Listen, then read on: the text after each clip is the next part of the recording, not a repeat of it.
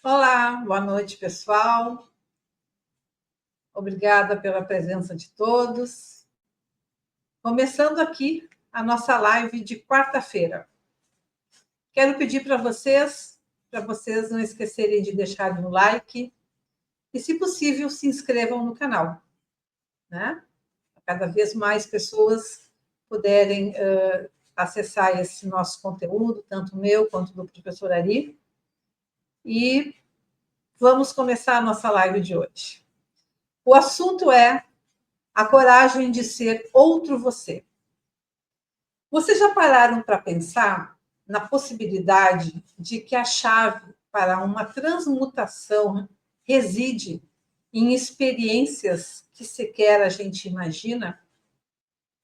É como descobrir um novo sabor, uma nova cor, um novo som. De repente, um universo de possibilidades pode se abrir. Muitas vezes, estamos presos em rotinas e padrões, acreditando que somos assim e está tudo certo. Será? Mas, na verdade, é que somos seres em constante evolução, capazes de reinventar a cada instante, cada coisa nas nossas vidas. Essa reinvenção começa com a coragem de se expor ao novo, ao desconhecido e é o que nos tira da zona de conforto. Ao abraçar novas experiências, nós desafiamos nossas crenças limitantes e expandimos a nossa visão de mundo. Podemos descobrir talentos adormecidos, paixões inexploradas e uma força interior que a gente nem sabia que tinha. Você nunca sabe como vai pensar diferente até ter uma nova experiência. Vou repetir porque eu acho essa frase interessante. Você nunca sabe como vai pensar diferente até ter uma nova experiência. Essa nova experiência faz você pensar em possibilidades que nunca havia imaginado antes. Então, começar a pensar diferente é um convite para você olhar para você mesmo e no seu processo interminável de autodescoberta. Imaginem comigo uma lagarta presa em sua rotina, rastejando pelas folhas dia após dia. Ela conhece cada curva, cada textura e cada sombra dessa folha. A sua vida é segura, previsível, mas limitada. Um dia, algo a impulsiona a construir um casulo. Pois é, um lugar de escuridão e de incerteza. Dentro desse casulo, a lagarta se dissolve. É um processo desafiador que muitas vezes nós passamos. Ela não sabe o que vem depois, apenas sente uma transformação profunda. Para nós humanos, a gente chama essa transmutação de a noite escura da alma. É um período de desesperança, de angústia, de escuridão, que nos assusta muito, mas que é um momento de buscar conhecer-se.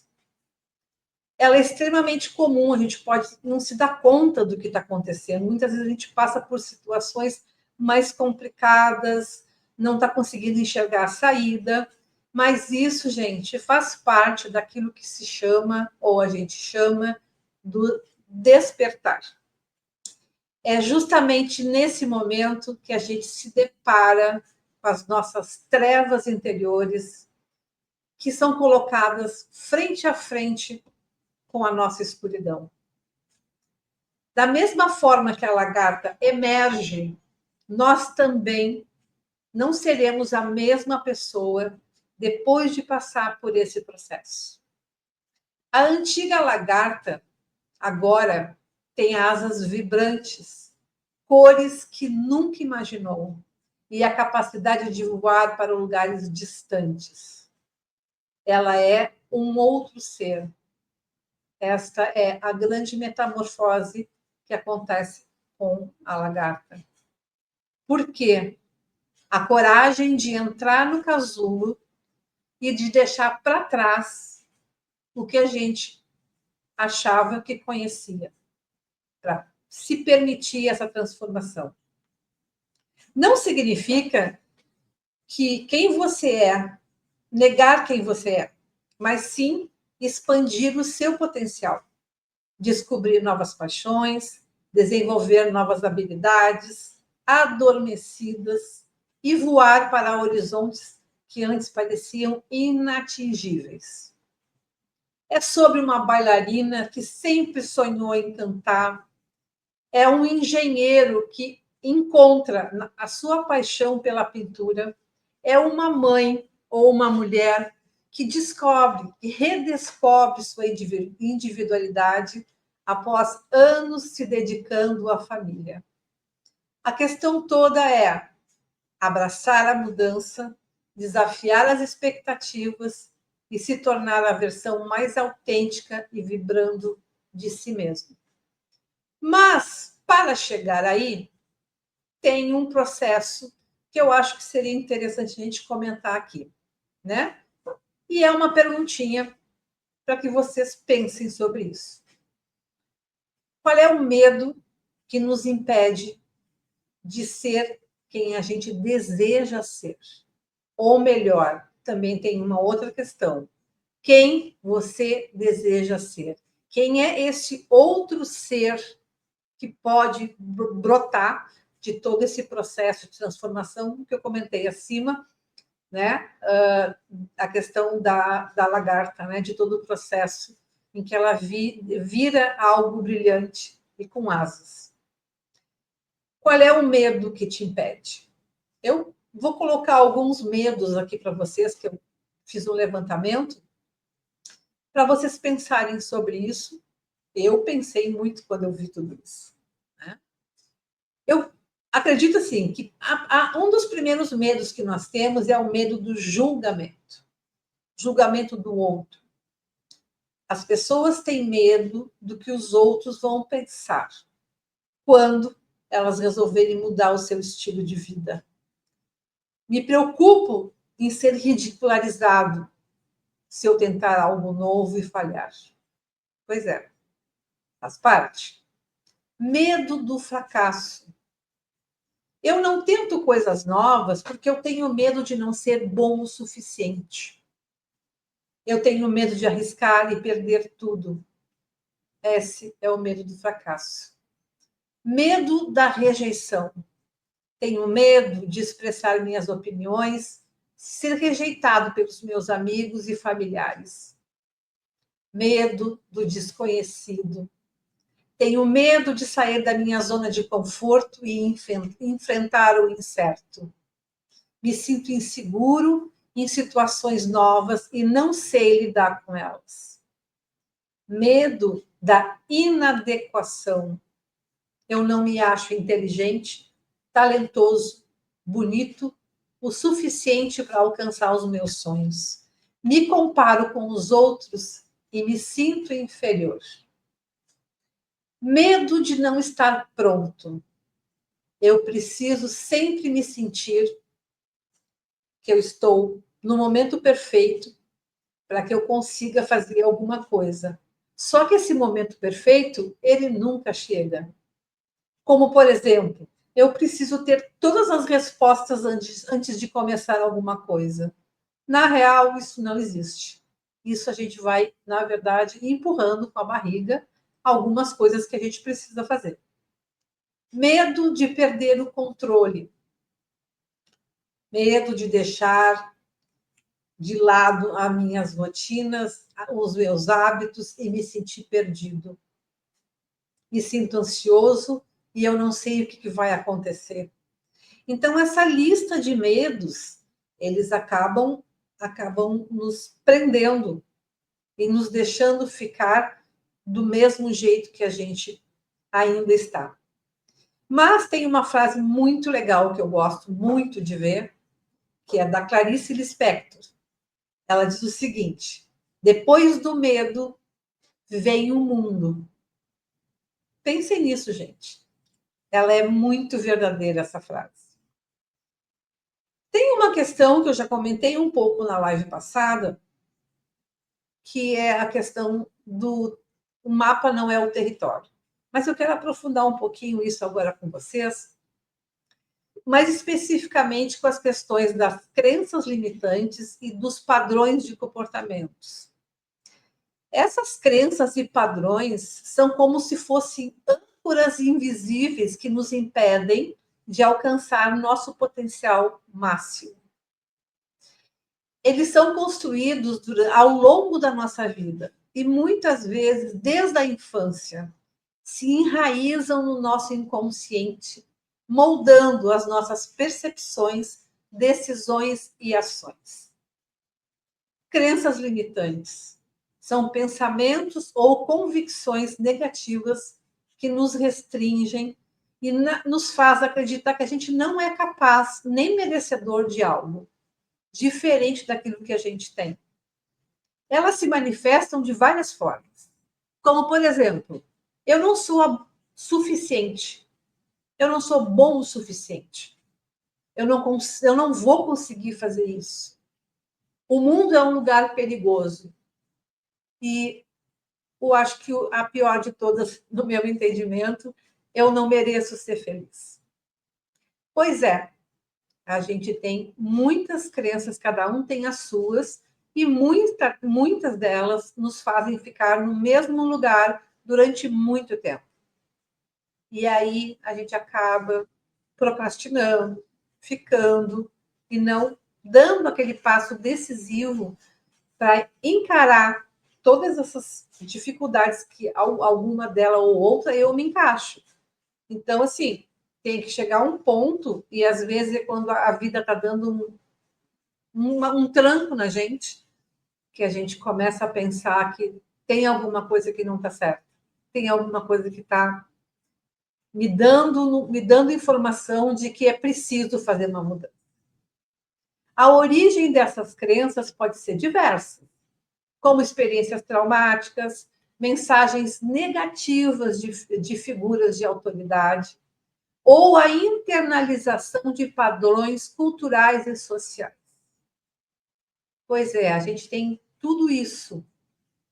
E essas crenças acabam atuando como filtros da realidade, distorcendo a nossa visão do que é real e nos impedindo de enxergar as oportunidades e de agir em direção aos nossos objetivos.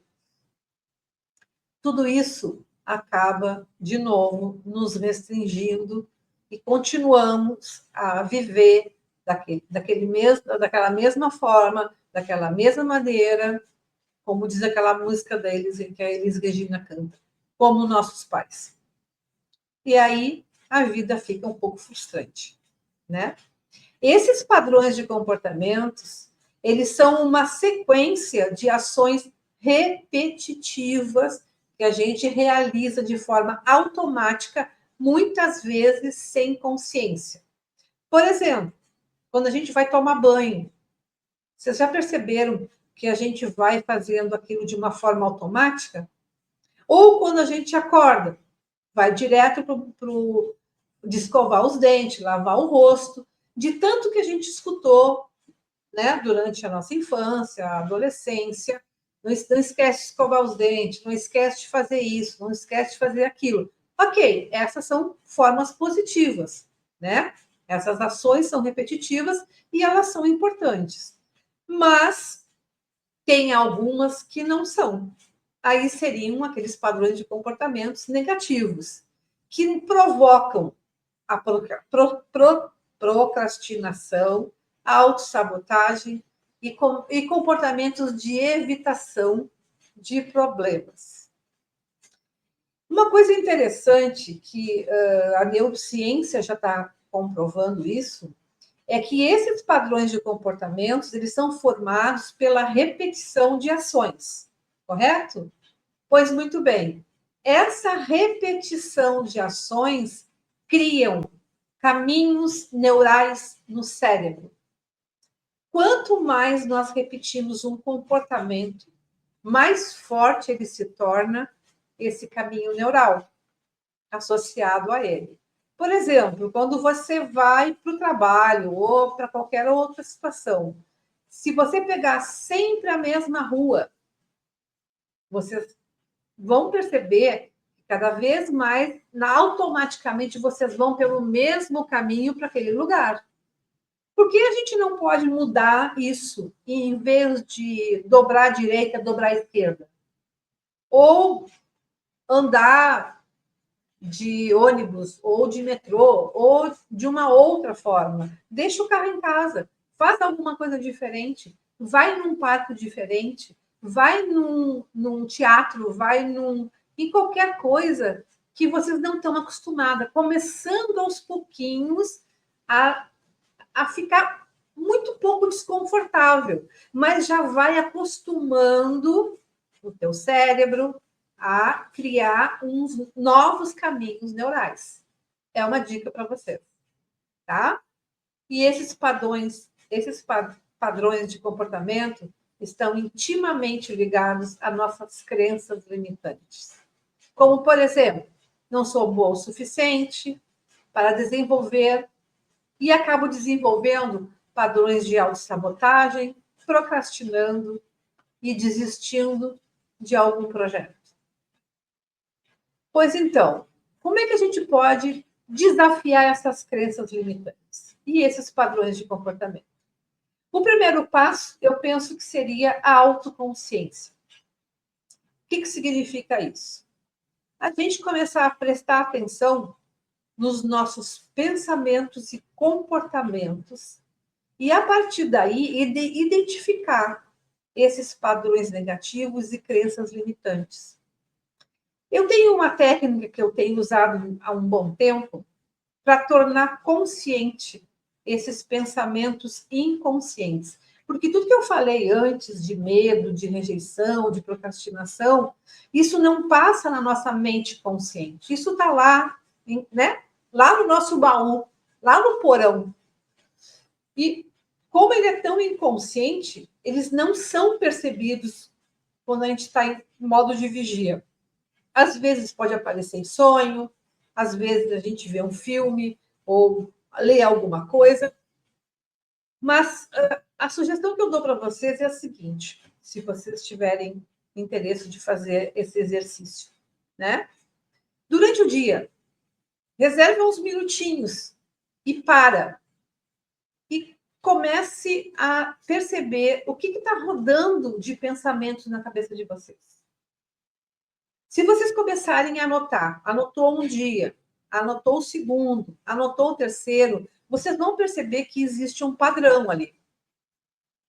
Muitas vezes padrões de autossabotagem, de procrastinação, de receios, de medos. E à medida que a gente vai se dando conta desses pensamentos, que eles se tornam conscientes, a gente começa a perceber como é que a gente funciona. E a ideia é a seguinte, é tornar esses pensamentos inconscientes de uma forma consciente, para que a gente possa lembrá-los diariamente, para que a gente possa perceber que quando vem uma ideia, e geralmente ela é um pouco, né, ela é um pouco negativa com relação a algo que eu quero fazer, percebe aquela ideia, percebe aquela crença, anota, faz esse exercício, porque eu tenho feito e tem funcionado bastante, até eu conseguir me tornar consciente dele.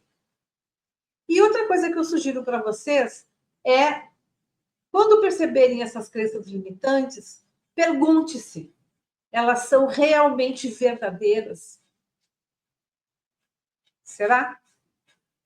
Será que essa crença limitante é verdadeira? E será que ela é importante? Será que ela tem valia para mim?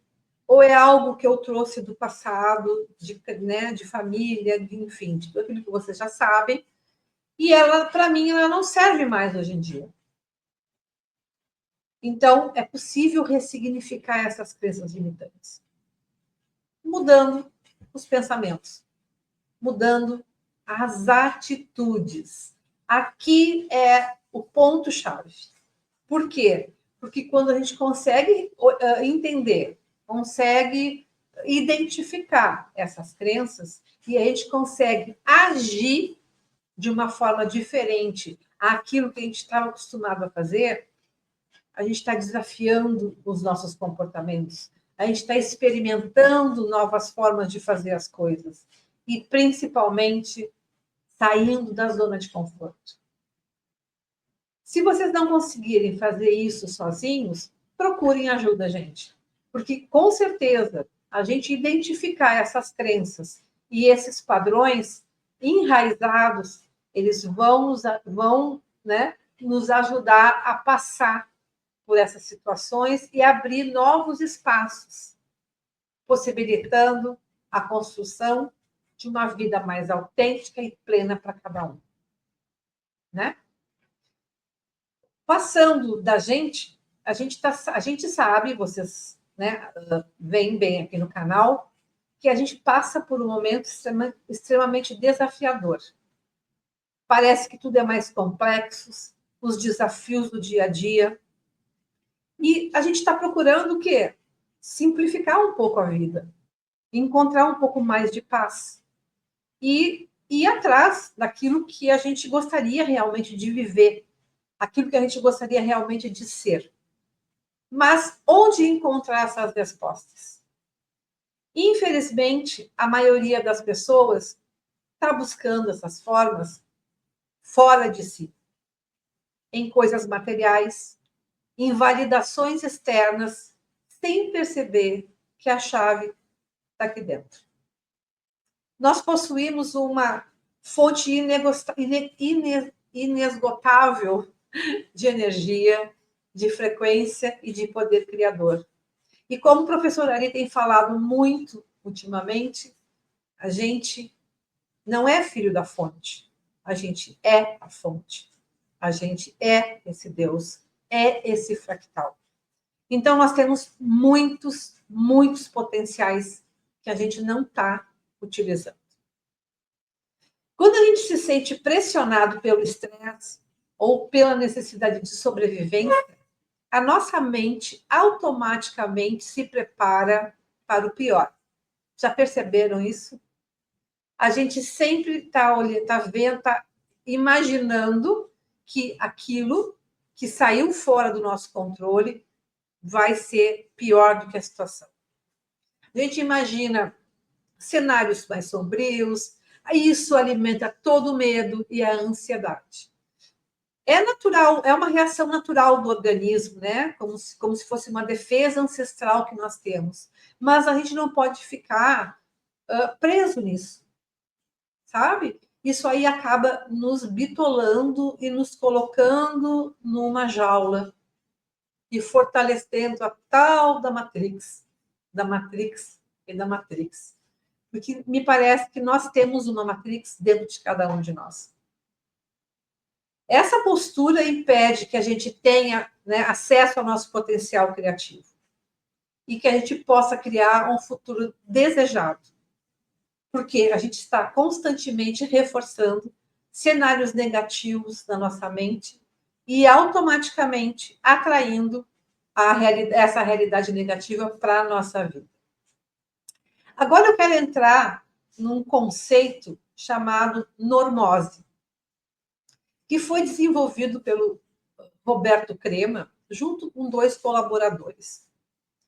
Ele tem um livro chamado Normose, que ele oferece uma perspectiva sobre a noção da normalidade na sociedade atual.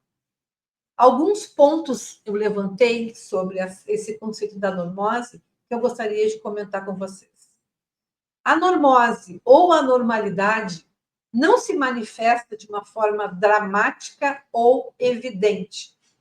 Ela se infiltra sorrateiramente no nosso cotidiano, moldando nossos hábitos, valores e percepções de forma sutil, mas profunda. Por exemplo, a cultura do burnout. Eu acho que é assim que se fala, né? Se não for, me desculpem. O que significa isso? A normalização de longas jornadas de trabalho e pressão constante sobre os resultados, provocando a falta de equilíbrio entre a vida pessoal e profissional das pessoas. Leva à exaustão, ao estresse crônico, que são frequentemente vistos como normais no ambiente de trabalho.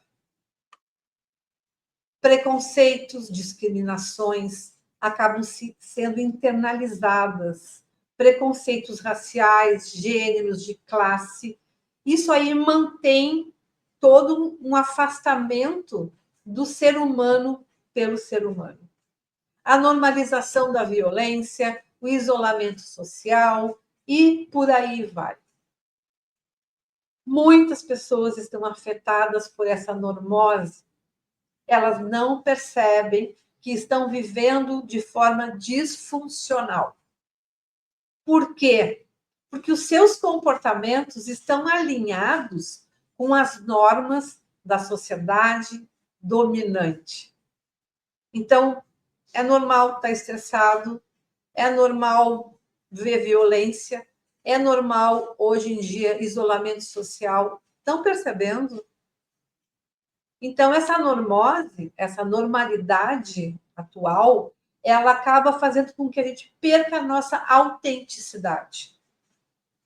A pressão da sociedade, das expectativas sociais, pode levar a pessoa a perder o contato consigo mesmo, com a sua individualidade, com os seus valores e com as suas vontades autênticas.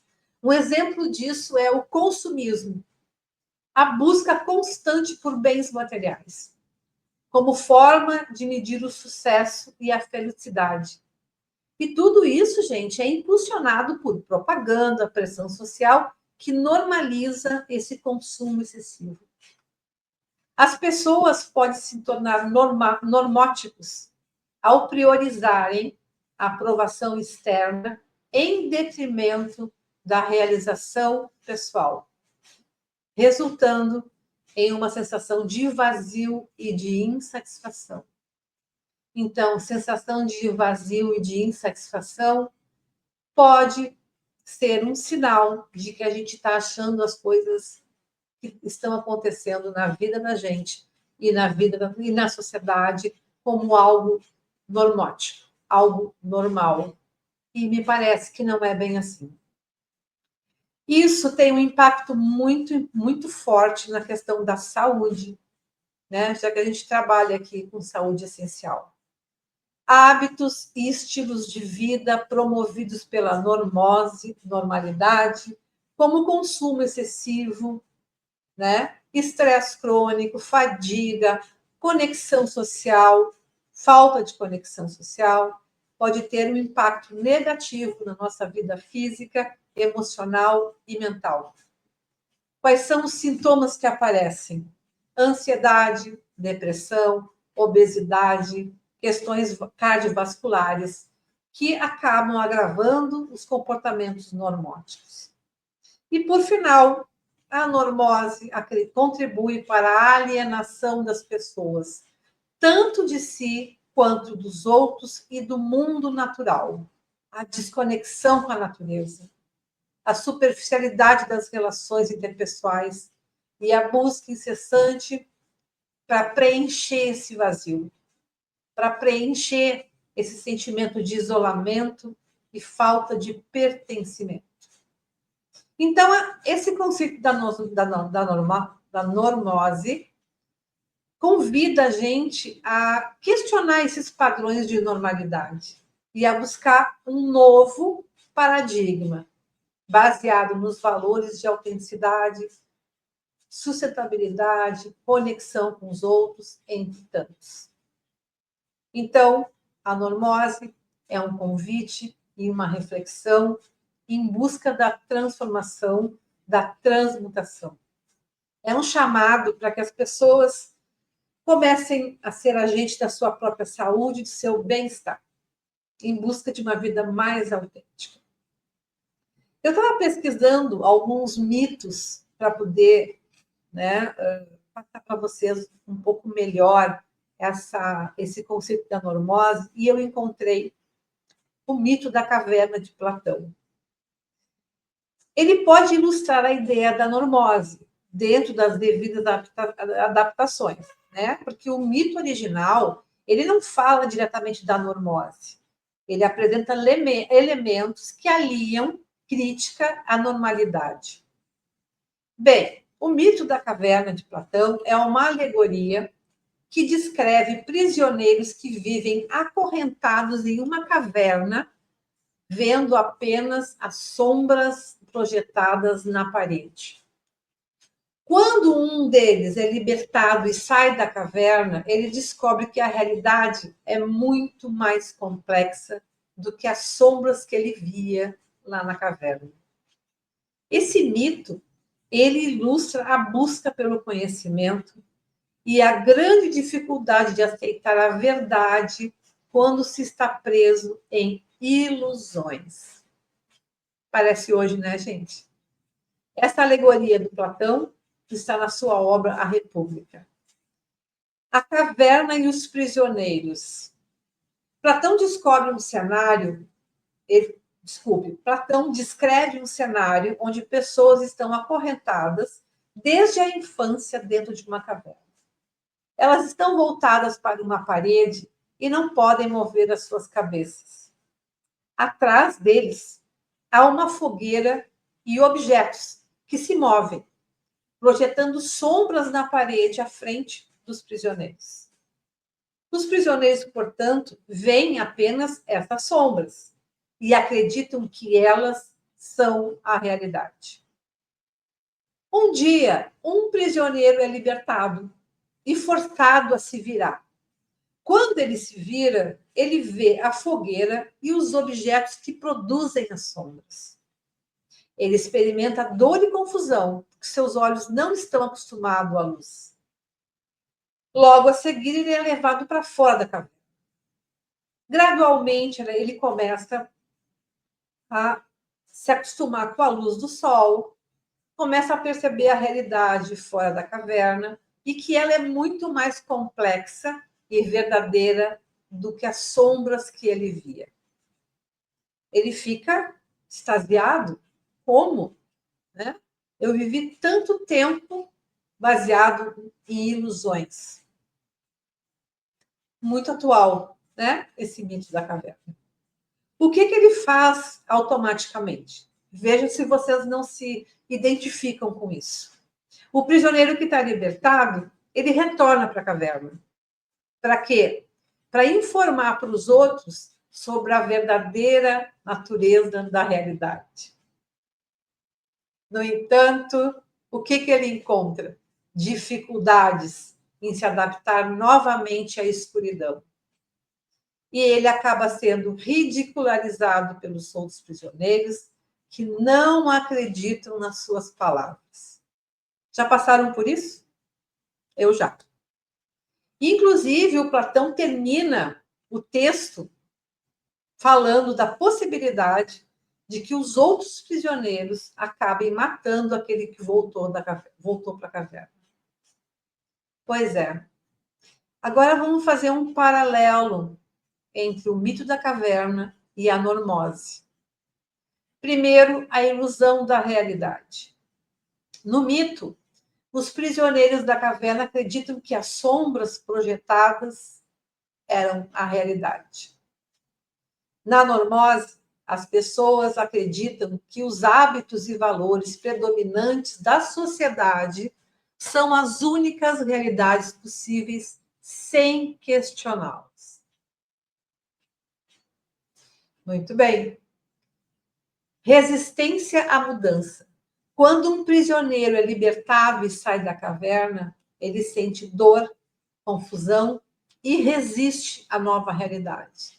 Da mesma forma, nós, quando a gente tenta desafiar a normose, pode enfrentar resistência, pode enfrentar medo, desconforto, ao questionar as nossas crenças e esses comportamentos que estão arraigados em nós há tanto tempo.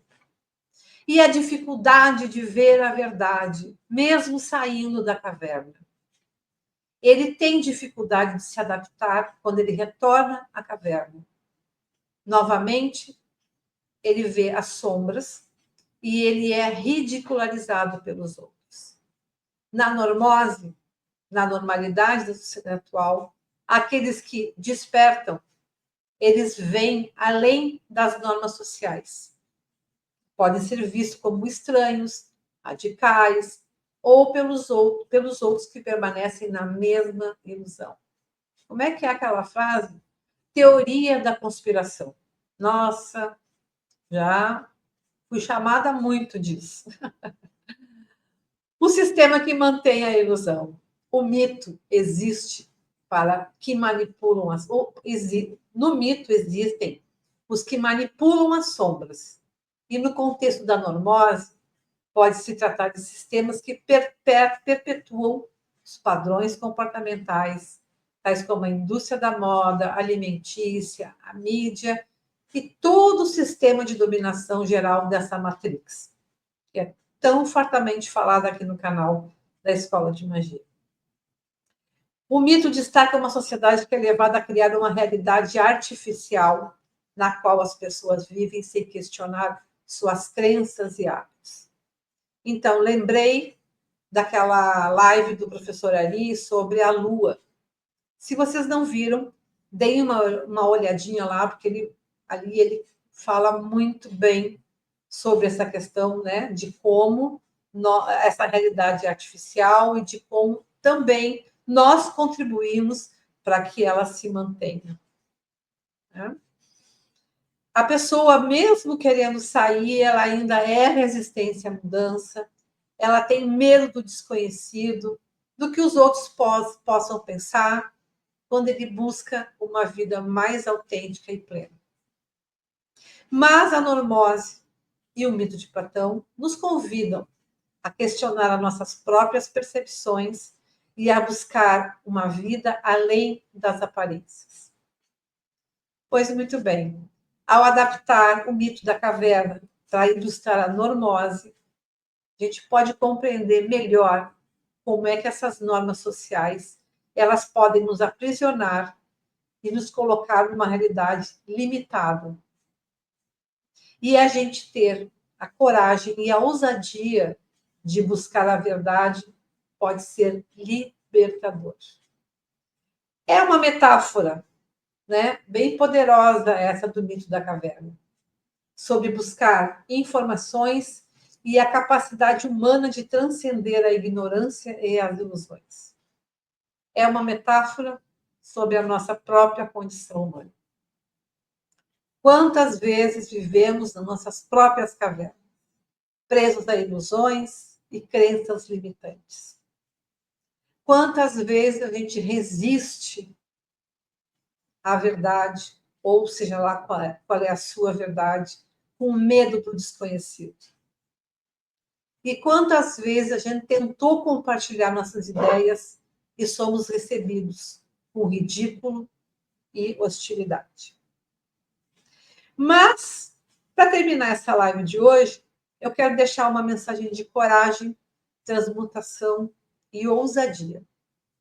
Lembre-se, o prisioneiro que se libertou da caverna, ele ousou olhar para além das sombras e buscar a sua verdade.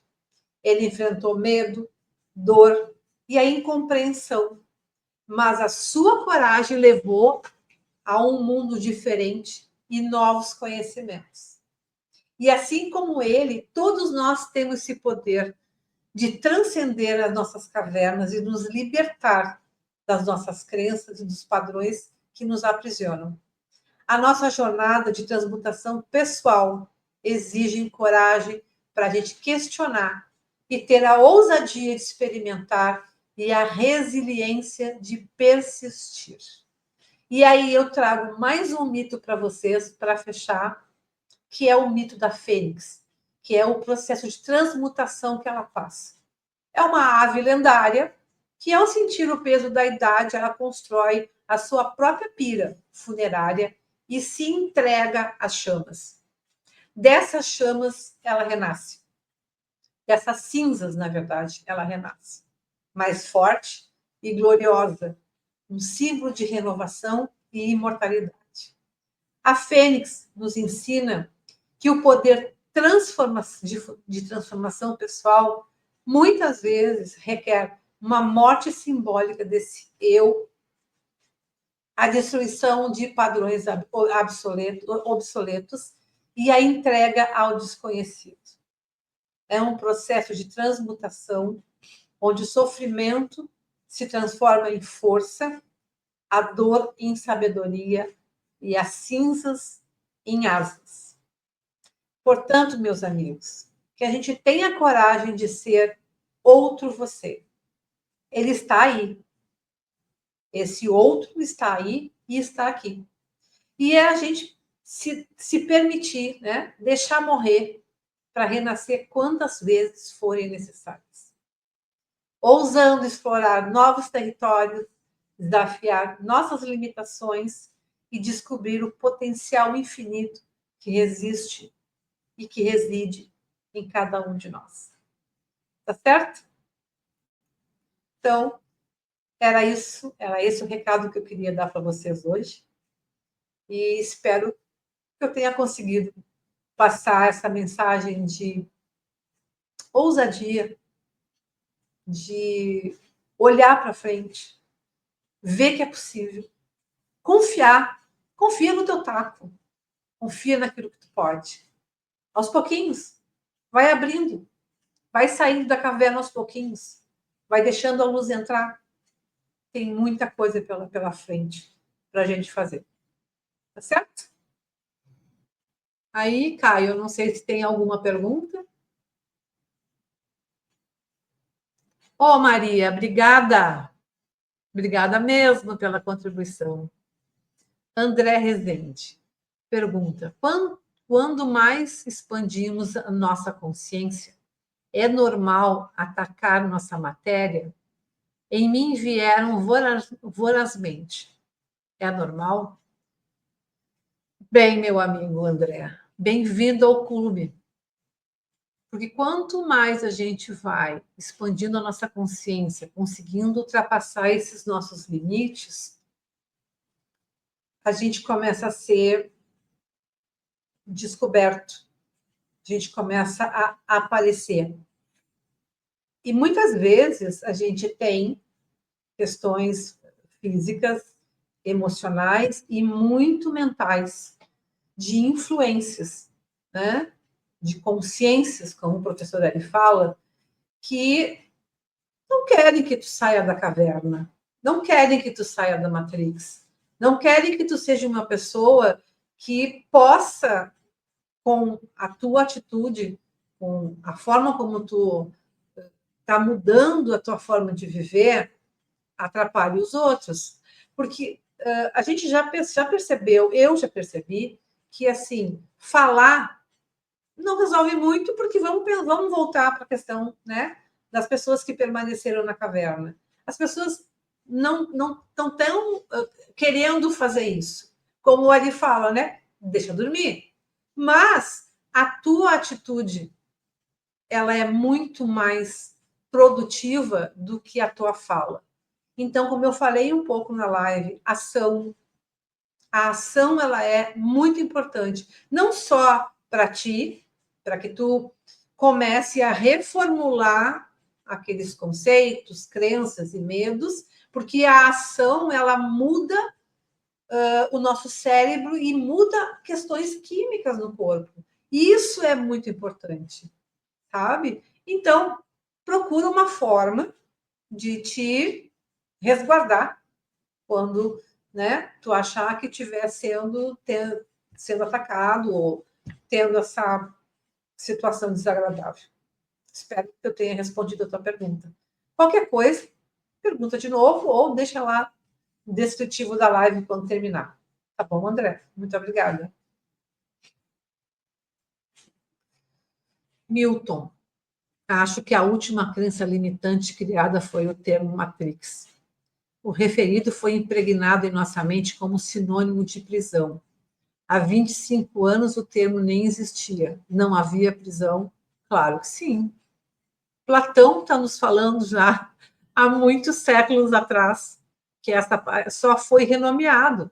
Na verdade, parece que esse termo Matrix ele vem muito do filme Matrix, o primeiro Matrix, que para mim ele foi bem chocante quando eu vi, porque 1999 esse filme foi lançado. E eu fui com algumas pessoas, eu saí, eu vou dizer a palavra, embasbacada, porque aquilo fazia muito sentido para mim, né? O que eu penso que é a Matrix? Na verdade, a Matrix é algo energético. E aí a gente parte tem uma outra questão que eu andei pensando nos últimos dias, que eu estava montando essa live, que, na verdade, esses padrões energéticos podem ser essa matrix. Porque se tu pensar que o universo, tudo é energia, como é que é essa matrix? Ela é energética. O que são pensamentos? O que são emoções? O que é o nosso corpo físico? Energia. Cada um na sua frequência. Então, a gente está nessa matrix. Matrix da Matrix da Matrix, como é bem falado nas lives. Então, assim, esse controle, essa caverna, esse mito da caverna, ele sempre existiu. A humanidade sempre esteve sob controle daqueles que têm as forças dominantes para isso. Tá bom? Isso sempre existiu, meu amigo. Obrigada pela pergunta. O ego gosta de dar dor, pois a pessoa se sente especial. A dor, o sofrimento e apego promovem identidade. Infelizmente, Raquel, infelizmente. Eu vejo assim, as pessoas, porque tu é o ego, porque o ego é isso, o ego é aquilo. Sim, ele foi construído nessa, né? Eu penso que em cada encarnação a gente tem um ego. Ou ele é reformulado, porque ele esquece de tudo. Eu gosto de fazer uma comparação. Imagina o presidente de uma grande empresa. É o presidente ou o grupo de pessoas, né, que organizam a empresa, são aqueles que determinam as ordens e como as coisas devem ser feitas. O ego, ele é o CEO, ele é o executivo das ordens que vêm desse grupo de pessoas. Só que quando esse ego se acha no controle, ele assume o controle da personalidade, assume o controle da vida, ele resiste para se manter nesse controle. E muitas vezes, infelizmente, é a partir da dor, é a partir do sofrimento, que ele mantém a pessoa presa naquele controle. Então, realmente, dor, sofrimento. E tem um caso que eu acho umas coisas bem complicadas, que tem pessoas, e eu já vi isso durante todo esse tempo de trabalho, que tem pessoas que acabam se deixando ficar doente, acabam se tornando vítimas, porque desta forma essas pessoas têm atenção que elas não tinham antes. Eu não vou cansar de repetir isso. E muitas vezes nós talvez tenhamos feito isso também, né? Nos tornamos vítimas de situações, mesmo sofrendo, mesmo. Então, assim, não tem como generalizar, mas tem muito disso, viu, Raquel? Tem muito disso. Obrigada pela pergunta.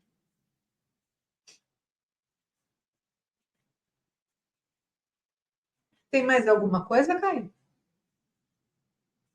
Bem, Caio me disse que não tem mais pergunta nenhuma. Agradeço a companhia de vocês nessa live. Se você estiver vendo essa live depois, deixa no descritivo, lá embaixo do descritivo da live, tem espaço para perguntas. Então, se quiser rever a live, rebobina a fita, né? Os que não viram agora ao vivo também têm a possibilidade de escrever, de fazer perguntas, eu respondo todas as perguntas. E eu agradeço demais ao canal da Escola de Magia essa possibilidade de eu poder estar falando para vocês sobre o saúde essencial.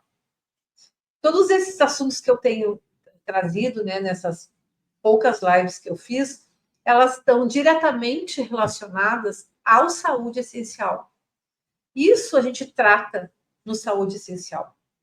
Então, se você tiver, né, vontade, dá uma olhadinha, vê como é que funciona o atendimento saúde essencial. Tá bom? Espero vocês daqui a 15 dias, na próxima quarta-feira, daqui a 15 dias. Tá bom, gente? Muito obrigada e uma boa noite a todos.